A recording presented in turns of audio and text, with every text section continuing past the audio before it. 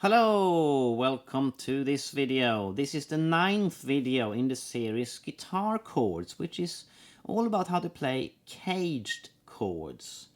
The first video was an overview. We then had the 5 major caged chords, followed by the F and B chord.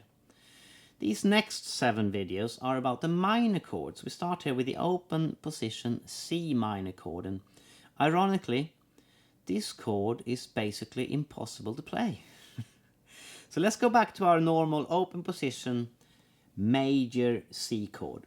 As you found out in the first videos, after learning to fret these, the next step was to identify the intervals in the shape. So in a C chord and C shape, we have root, third, fifth, root, third. We could replace that last third with a fifth as well. But most of the time is played with 2/3. And to create a minor chord, we must lower this third 1 fret or a semitone. So let's start with the lower third and let's just play string 3 to 5. This chord is technically a C minor. We play the root, the minor third and the fifth. But it doesn't sound great. We don't use it that much. It's a bit muddy. We can't play it using string 2 to 5 because it's too much of a stretch.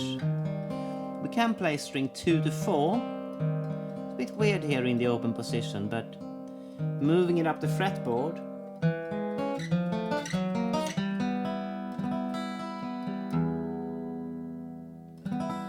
we get my favorite minor chord shape.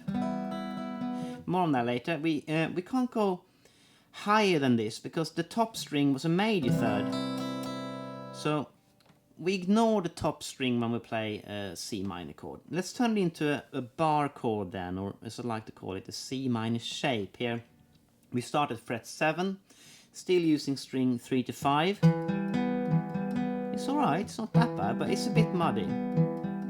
And still we can't play, so you can't do that. You can't play the full shape, it's too stretchy. String 2 to 4 is fantastic. I love this shape. The order of the intervals are minor third, fifth, root. In traditional music theory, we call this the first inversion. So next, things get a bit more complicated. We are now going to look at how to turn this minor chord shape into a minor 7 chord. So what we have to do is go back to that top string, the major third. We lower that by putting it on string 2. And then we raise the fifth on string 3 to a flat 7. So here we get this shape, which looks pretty different to our C minor, but that's what it is. That's a C minor 7. We can't really call it an open position because, you know, they're all fretted, but here this is an E minor 7. And next, things get even more complicated, so we're going to try to turn this into a minor 7 flat 5. And it's possible to play, can do it there. There, I mean, I suppose you can play like that. It's hard, you can't play both those. But we have a minor third there. It's a bit weird, isn't it? It sounds pretty horrible.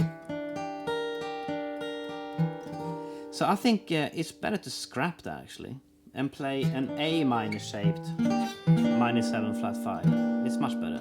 This one, I think that's the only one where the cage system doesn't really work. It's the minor 7 flat 5 in a C minor shape. So let's just do that one instead. A good chord that we can do in a C minor shape is C minor 9. So it's root minor third flat 7 9. That's very useful. There's another one, minor 11. Root flat 7 9 11. Here's the minor 7 arpeggio. This is very important. So root, third, fifth, flat 7, root, minor third, fifth. Let's look at a few scales as well. We got the minor pentatonic. So that's the same thing as this. minor 7 arpeggio, but with the 4th there. Very important. So you kind of need to visualize the C minor shape here, and the C minor, and then the C minor 7 shape there. Put them together and add that 4th. Filling in the modal notes, we have Aeolian 2, flat 6. Phrygian is flat 2, flat 6. Back to minor pentatonic. Dorian is 2 and 6.